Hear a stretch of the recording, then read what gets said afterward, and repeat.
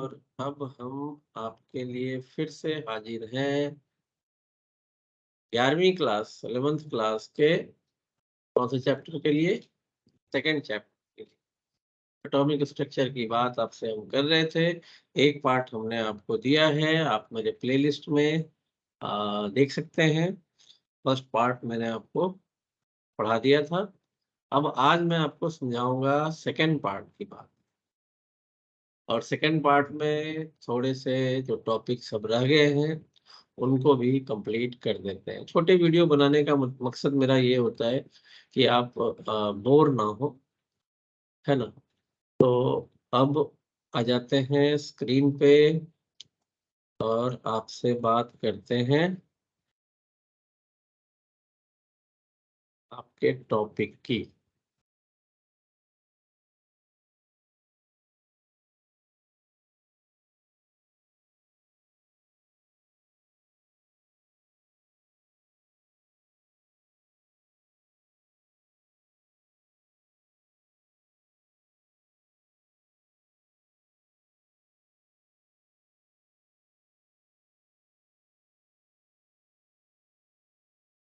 बस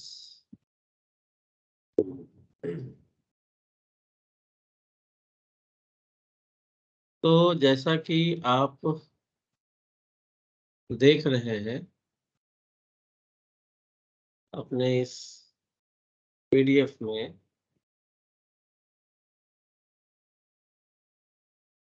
और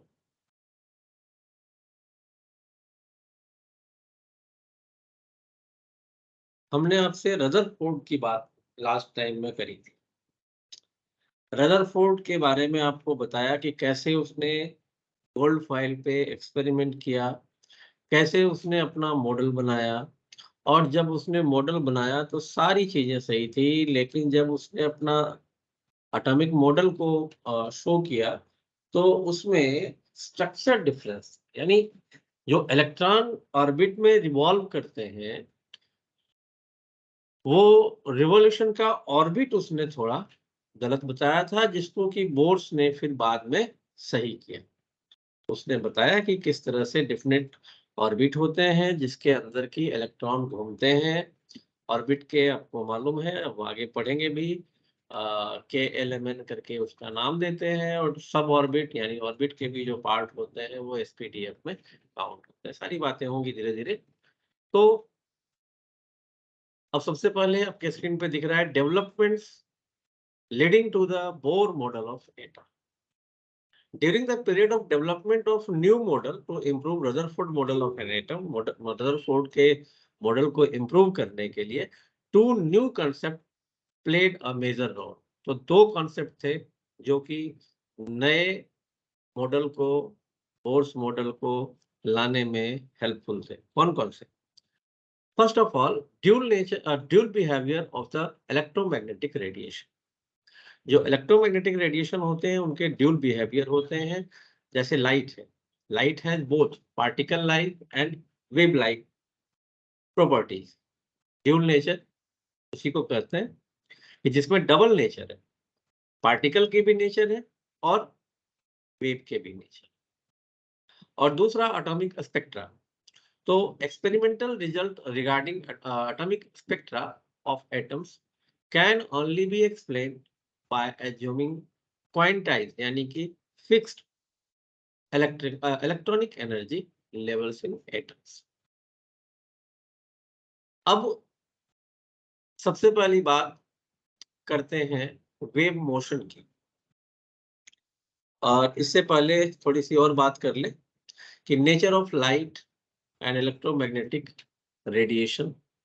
तो जो अर्लीस्ट व्यू लाइट के बारे में था, due to Newton regarded light are made up of particles. Newton ने कहा था कि लाइट जो है वो पार्टिकल से मिलके बने होते हैं। The particles nature of light explains some of the experimental facts such as reflection, diffraction। ये सारी चीजें फिजिक्स में भी हमने पढ़ा है। However, it failed to explain the phenomenon of interference and diffraction। तो जो दो ये phenomenon होते हैं फिजिक्स में भी आपने पढ़ना है कि इंटरफेरेंस और डिफ्रैक्शन, इनके बारे में इस कंसेप्ट से पता नहीं चला। Therefore, discarded and Huygens proposed wave-like character of light. तो ये थ्योरी डिस्कार्ड होकर के और फिर हाइजेंस ने जो वेव थ्योरी दी लाइट के बारे में, वो अब एक्चुअल दिखने लगा। तो इलेक्ट्रोमैग्नेटिक रेडिएशन 1870 में James Clerk Maxwell proposed that light and other forms of radiant energy propagate through space in the form of wave. उन्होंने कहा कि वेव के रूप में propagate होते हैं। These waves have electrical and magnetic fields. दोनों ही fields होते हैं, electrical fields भी और magnetic fields। और इसीलिए इसको हम इलेक्ट्रोमैग्नेटिक रेडिएशन या इलेक्ट्रोमैग्नेटिक वेव्स कहते हैं। अब रही बात वेव मोशन की, तो वेव मोशन, वेव के बारे में संभव आपने पढ़ा भी है, और जहां पे हम ये बात कर रहे हैं तो वेव में दो चीजें, एक क्रस्ट एक ट्रफ। ये डायग्राम आप देख सकते हैं यहाँ पे। तो क्रेस्ट, ये जो ऊपर का पार्ट है, ये मिडल लाइन है। ऊपर के पार्ट को क्रेस्ट कहते हैं, नीचे के पार्ट को ट्रफ कहते हैं। दो कंसेक्यूटिव क्रेस्ट या दो कंसेक्यूटिव ट्रफ के बीच में जो डिस्टेंस होता है वो वेव लेंथ कहलाता है।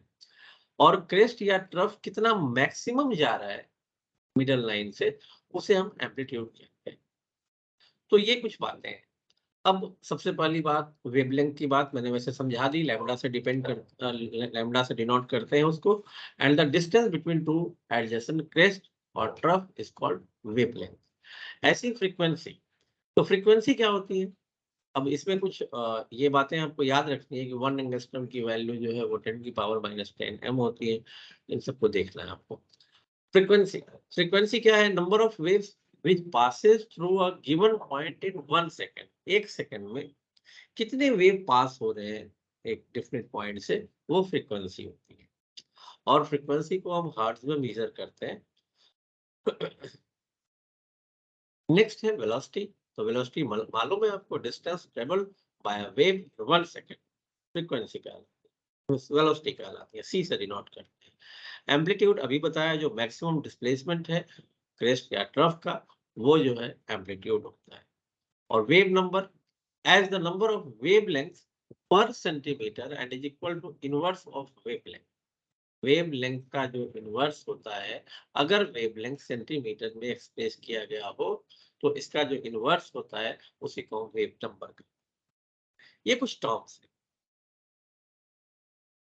अब यहीं पे अगर हम देखें relation between wavelength, wave number, frequency and velocity, तो ये डेरिवेशन है जहां पे कि हमारे पास एक रिलेशन आता है।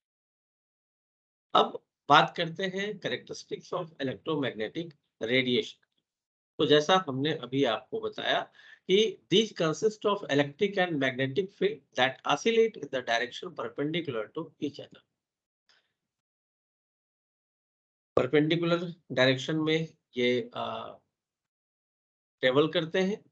और electromagnetic, all electromagnetic waves travel with the same speed. सब में जो है सेम स्पीड होता है। In vacuum the speed of all type of electromagnetic radiation is 3 into, जो लाइट की स्पीड होती है ना, 3 इंटू 10⁸ मीटर पर सेकेंड, उस स्पीड से ट्रेवल करती है। These electromagnetic radiation do not require any medium for propagation। जब वैक्यूम में ही जा रहा है, इसका मतलब आप समझ रहे हैं कि इसके लिए किसी मीडियम की जरूरत नहीं होती। तो ये बातें हैं इलेक्ट्रोमैग्नेटिक। अब स्पेक्ट्रा की बात भी देख लेते हैं। ये इलेक्ट्रोमैग्नेटिक स्पेक्ट्रा है, वायलेट से लेके इंडिगो, ब्लू, इन सब का प्योर आपने पढ़ा ही होगा। तो इसके स्पेक्ट्रम, ये फ्रीक्वेंसी धीरे धीरे करके डिक्रीज होती जाती है। यहाँ पे डिक्रीज फ्रीक्वेंसी है, या आप यूं कहें कि इंक्रीजिंग वेवलेंथ।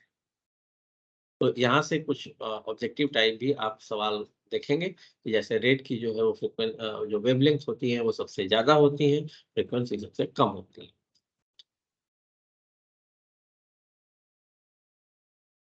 अब आगे की बात करते हैं और आ जाते हैं particle nature of electromagnetic radiation and Planck's quantum theory. तो इससे पहले आपको कुछ बातें समझ, कौन सी बातें समझनी है? एक तो electromagnetic wave theory of radiation किसमें बिलीव करता है? अभी पीछे भी हमने देखा, in the continuous generation of energy. ये एनर्जी जो है वो कंटिन्यू जनरेट होते रहती है। This theory explain the phenomena of propagation of light.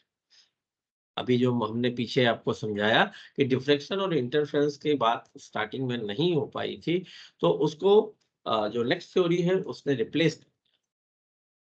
अब सबसे पहली बात हम देखते हैं ब्लैक बॉडी रेडिएशन और फोटो इलेक्ट्रिक इफेक्ट, ये दोनों फिनोमेना इसी के ऊपर बेस्ड है। ब्लैक बॉडी रेडिएशन क्या है कि when solids are heated they emit radiation. अगर आप किसी सॉलिड को हीट करेंगे, इंक्रीज करेंगे टेम्परेचर, तो उससे रेडिएशन एमिट होता है over a wide range of wave. For example, when an iron bar is heated in a furnace. अगर कोई आयरन बार है, आयरन का कोई रॉड है, उसे आप फर्नेस में हीट करते हैं, it emits radiation and becomes dull red. फिर रेड हो जाता है, देखते हैं, and then progressively becomes more and more red as the temperature increases. जैसे जैसे आप और टेम्परेचर बढ़ाते हैं वो और रेड होता जाता है। When heating is continue, it becomes brighter orange. और अगर हीट करें तो ये ब्राइटर ऑरेंज में चेंज हो जाता है, then yellow and then white and finally it becomes blue at very high temperature. As we know, red light has higher wavelength and blue light has lower wavelength. हमने अभी पीछे देखा। So in terms of wavelength, the radiation emitted goes from a higher wavelength to a lower wavelength. यानी radiation आपने क्या देखा, जैसे जैसे हीट करते जाते हैं वैसे हायर से लोअर वेवलेंथ में वो चेंज होते हैं। Since the longer wavelength have lower intensity and shorter wavelength have higher intensity, this means that if this trend were to continue, the intensity would keep on increasing in. तो आपने ये तो देखा, however, intensity of black body radiation does not show his this expected behavior. लेकिन black body में ये behaviour नहीं होता है। एन आइडियल बॉडी, ध्यान से समझिए, an ideal body which emits and absorbs radiation of all wavelengths or frequency is called black. जो सारे फ्रीक्वेंसी को, सारे वेवलेंथ को एब्जॉर्ब करता हो, and the radiation emitted by this body is called black body radiation. और जब ये रेडिएशन एमिट करेगा तो उस रेडिएशन को हम ब्लैक बॉडी रेडिएशन कहते हैं। At a given temperature, intensity of radiation emitted from a black body increases with decrease of wavelength. जैसे जैसे decrease होता है वैसे वैसे increase होता है. It reaches a maximum value at a given wavelength and then start decreasing. एक constant तक वो पहले इंक्रीज होता है, इस डायग्राम में देखेंगे ग्राफ में, पहले ये एक लिमिट तक इंक्रीज होता है, फिर वो डिक्रीज होना start. Then at each temperature, there is a wavelength at which the intensity of radiation is maximum. This maximum shifts to a lower wavelength as the temperature is increased. तो जैसे जैसे temperature बढ़ता है, यहाँ पे wavelength lower हो जाता है, फिर वापस से डाउन होना स्टार्ट। फोटो इलेक्ट्रिक इफेक्ट में क्या होता है? 1887 में जो हर्ट्ज थे performed very interesting experiment. He observed that when light of certain frequency strikes the surface of some metal, अगर किसी मेटल के सरफेस पे स्ट्राइक करता है, electrons are ejected from the metals. तो जैसे स्ट्राइक होती है तो वहां से इलेक्ट्रॉन इजेक्ट होते हैं, बाहर निकलते हैं मेटल से। And the phenomena of ejection of electrons from the surface of metal when light of suitable frequency strikes on it is called photoelectric effect. तो जो इलेक्ट्रॉन एमिट होते हैं, उससे निकलते हैं, इसी फेनोमेना को हम क्या कहते हैं? Photoelectric effect. And the emitted electrons are called photoelectrons. अब इसके लिए आपने ये अप्रेचर देखा, इसमें बना हुआ है कि मेटल सरफेस है, इधर डिटेक्टर है, लाइट। अब आप देख रहे हो यहाँ से एमिशन, एवेक्युएटेड चैम्बर है ये, तो यहाँ से एमिशन होना स्टार्ट होता है। अब कुछ इंपॉर्टेंट ऑब्जर्वेशन क्या किया गया इस एक्सपेरिमेंट। सबसे फर्स्ट है कि the electrons are ejected from metal surface as soon as the beam of light strikes the surface. अभी जैसा हमने थ्योरी में भी देखा कि जब लाइट स्ट्राइक करती है मेटल पे तो उससे इलेक्ट्रॉन निकलने शुरू हो जाते हैं। For each metal certain minimum frequency of light is needed. अलग अलग मेटल के लिए अलग अलग फ्रीक्वेंसी की, लेकिन मिनिमम मतलब सबके लिए अलग अलग फ्रीक्वेंसी की जरूरत होती है। ऐसा नहीं कि एक ही फ्रीक्वेंसी रेंज पे सबसे इलेक्ट्रॉन एमिट होते हैं, वो मेटल के नेचर पे डिपेंड करता है। The kinetic energy of the ejected electron is directly proportional to the frequency. जो लाइट की इंसिडेंट रेडिएशन की जितनी फ्रीक्वेंसी होगी उसके अनुसार से जो इलेक्ट्रॉन है वो भी उसी रेशियो में, उसी प्रोपोर्शन में इजेक्ट होते हैं। उनकी स्पीड भी वैसी ही होती है, काइनेटिक एनर्जी भी वैसी ही होती है। The number of electrons ejected per second from the metal surface depend upon the intensity. और कितने इलेक्ट्रॉन उस मेटल सरफेस से बाहर निकलेंगे ये भी डिपेंड करता है कि आपने जो लाइट उसके ऊपर बम्बार्डिंग की है वो कितनी इंटेंसिटी की है। ये फोटो इलेक्ट्रिक मीटर इफेक्ट है। अब इसमें कुछ एक टर्म और मैं बता दूं आपको, और वो टर्म क्या है कि variation of kinetic energy of photo electric with frequency of absorb photon. It is clear from the figure that for ejection of electron frequency of light used must be greater than threshold frequency. देखिए, आप metal पे जब किसी light की frequency को दे रहे हैं, ऐसा नहीं हर फ्रीक्वेंसी में उससे एमिशन होना शुरू हो जाएगा इलेक्ट्रॉन। एक धीरे धीरे जब आप फ्रीक्वेंसी इंक्रीज करते जाते हैं तो एक फ्रीक्वेंसी ऐसी आती है जहां पे वो इलेक्ट्रॉन का एमिशन स्टार्ट हो जाता है, और उस मिनिमम फ्रीक्वेंसी को हम थ्रेशोल्ड फ्रीक्वेंसी कहते हैं। यहाँ पे आप देख सकते हैं ये थ्रेशोल्ड फ्रीक्वेंसी है। और इसी के बेस पे क्वांटम सॉरी प्लैंक्स जो है क्वांटम थ्योरी प्लैंक्स ने दिया था, और उसको हम क्वांटम थ्योरी ऑफ रेडिएशन कहते हैं। और क्या बोला था इसने, जरा इसे देख लेते हैं कि रेडिएंट एनर्जी, ये थ्योरी प्लैंक्स क्वांटम थ्योरी है। Radiant energy is not emitted और absorb continuously but discontinuously in the form of small packets called quanta. जो रेडिएंट एनर्जी मेटल सरफेस से होती हैं वो कंटिन्यूअसली नहीं होती, डिसकंटिन्यूअसली होती है, लेकिन वो एक पैकेज के रूप में वहां से निकलती है, एक बंडल के रूप में वहां से निकलती है। उस बंडल को हम क्वांटा कहते हैं। In case of light the quantum of energy is called photon. उस लाइट में उसको फोटोन कहते हैं। आपने पढ़ा होगा फिजिक्स में, फोटोन से ही इलेक्ट्रिसिटी, फोटो इलेक्ट्रिक इफेक्ट, ये सारे टर्म आ जाते हैं।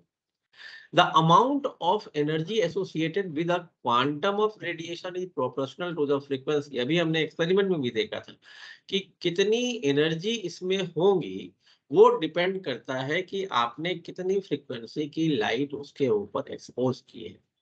And the total number of energy emitted और absorb by a body will be some whole number multiple of quantum.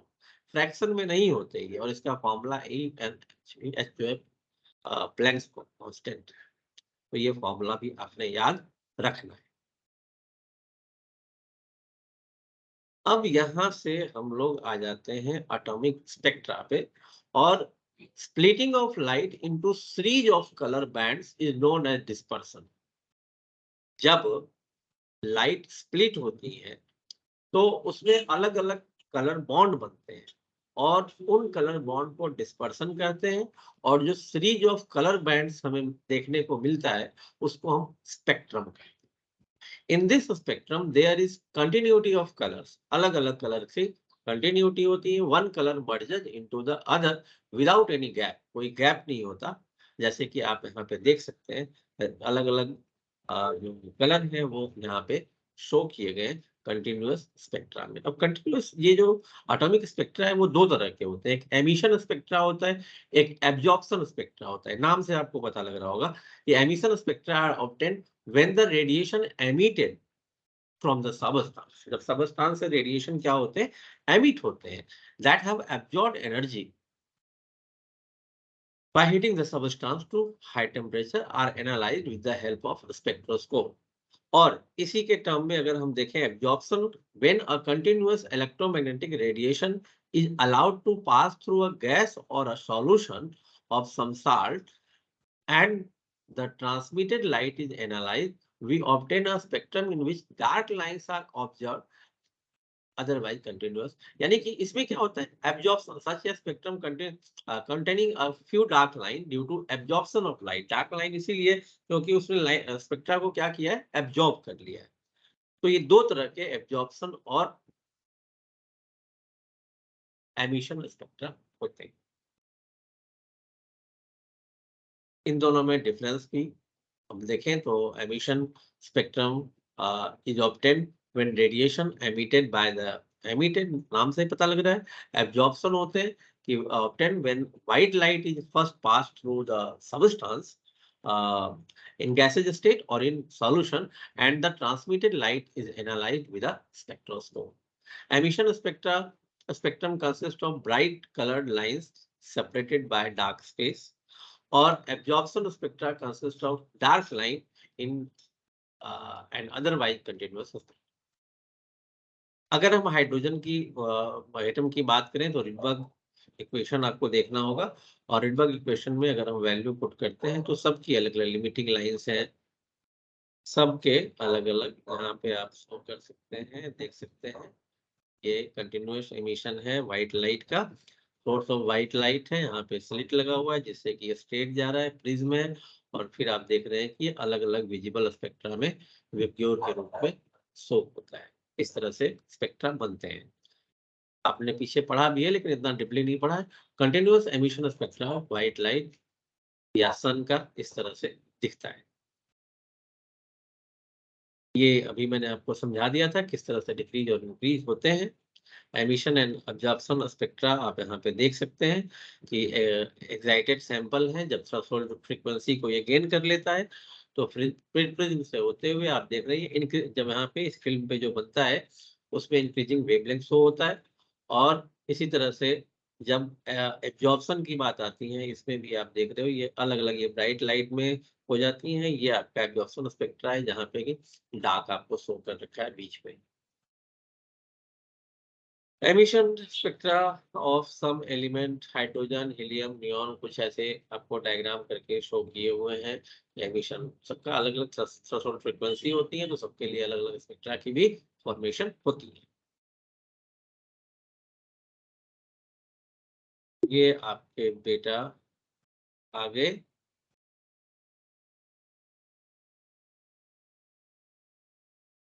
तो अगर हम बोर्स मॉडल के हाइड्रोजन एटम के लिए देखें तो जो बेसिक पोस्टुलेट्स हैं बोर्स के, तो वो सबसे पहले यहीं से बातें जो मैंने आपको कही थी वो लास्ट में यहाँ पे कोर्स में दिया है अपनी थ्योरी कि an atom consist of A small heavy positively charge nucleus in the centre surrounded by electrons. ये रदरफोर्ड ने यही गलती करी थी ना. ये जो आप इसमें ऑर्बिट को देख रहे हो, जो एनर्जी सेल को देख रहे हो, ये उसने स्पाइरल बना दिया जिसमें कि यहाँ से कोई इलेक्ट्रॉन घूमते घूमते घूमते घूमते वो जाके लास्टली न्यूक्लियस में गिर जाता है. यहाँ पे क्या है कि KLMN अलग अलग ऑर्बिट है और सबकी अपनी अपनी एनर्जी है, और इंक्रीजिंग एनर्जी होती है K से N तक. और जैसे जैसे इसमें इलेक्ट्रॉन 2, 8, 18, 32 ऐसे करके इलेक्ट्रॉन रहते हैं और उनके फिक्स नंबर होते हैं, वो अपने ही ऑर्बिट में रिवॉल्व कर सकते हैं. The electrons in an atom revolve around the nucleus only in certain selected circular path, which have a fixed value of radius and energy. उसकी एनर्जी फिक्स होती है. इसी तरह से सेकंड अगर हम देखें तो energy of an electron in the orbit does not change with time, यानी कि जो फिक्स होता है के की अलग एनर्जी, एल की अलग, वो टाइम के अनुसार फिक्स चेंज नहीं होता. Only those orbits are permitted in which the angular momentum of the electron is a whole number multiple of h upon 2 pi. ये भी आपने पीछे ऊपर देखा कि सिर्फ वही फ्रैक्शन में कोई ऑर्बिट की एनर्जी नहीं हो, यानी इसको हम angular momentum quantization of angular momentum कहते हैं. और अगर किसी इलेक्ट्रॉन को अपने से अगले लेवल में जाना है, K से L में जाना है या L से K में आना है, तो उसे जो एक्स्ट्रा एनर्जी है वो एमिट करनी पड़ती है, एब्जॉर्ब करनी पड़ती है. द एनर्जी इज एमिटेड और absorb only when the electron jump from one energy to level to another. तो ये कुछ उसके पास्टलेट्स से, और इसने अपना जो पास्टलेट्स दिया था वो बिल्कुल परफेक्ट दिया था, जिसको आज भी हम लोग फॉलो करते हैं। और बाकी बोर्ड्स के बाद कोई ऐसी चीजें बची नहीं है। न्यूमेरिकल्स तो मैंने आपको कहा ही है कि इकट्ठे करवाए जाएंगे। अभी तो आप थ्योरी पे कंसंट्रेट करते जाएं।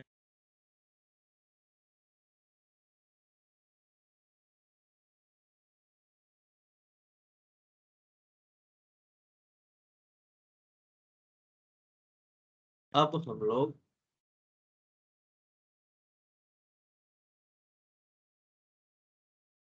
वापिस आ जाते हैं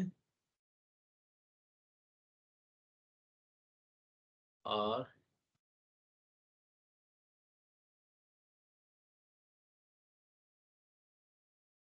जय हिंद। मैं आपको आशा करता हूँ कि अब आपको ये चैप्टर समझ में आया होगा।